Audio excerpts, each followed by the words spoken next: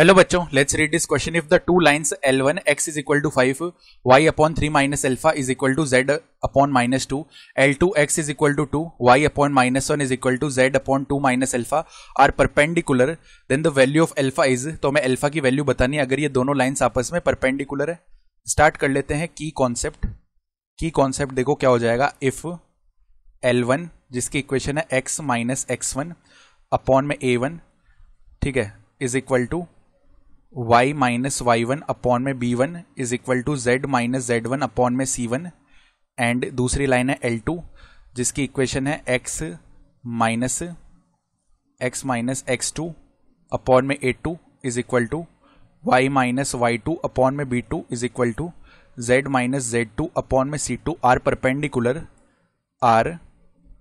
Perpendicular. अगर दो lines ऐसे आपस में परपेंडिकुलर हैं देन यहां पे क्या होता है कि a1 a2 प्लस में b1 b2 प्लस में c1 c2 इसका जो वैल्यू है वो जीरो के इक्वल आ रहा होता है. ठीक है, तो इन लाइंस को पहले स्टैंडर्ड फॉर्म में लेके आते हैं. देखो L1 कैसे लिखा जाएगा. यहां पे x इज इक्वल टू 5 है ना, तो इसको ऐसे लिख लेते हैं x माइनस 5 और अपॉन में 0. This will be equal to जो y अपॉन 3 माइनस अल्फा है and this is already given equal to z upon minus 2.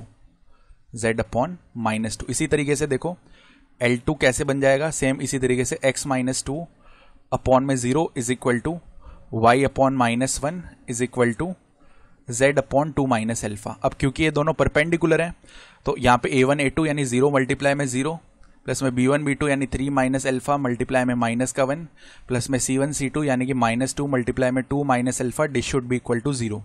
यानी कितना बन गया देखो अल्फा माइनस 3 माइनस 4 प्लस में 2 alpha this should be equal to 0. Alpha plus में 2 alpha हो गया 3 अल्फा माइनस 3 माइनस 4 माइनस का 7 उस तरफ जाके प्लस का 7 बन गया.